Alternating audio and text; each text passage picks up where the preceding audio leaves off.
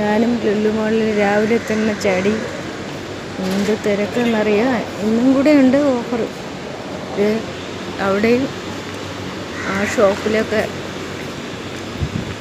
Lulu super മാർക്കറ്റിലൊക്കെ ഭയങ്കര തിരക്ക്. രാവിലെ 9:15 ആയുള്ളൂ. ഭയങ്കര തിരക്കാണ്.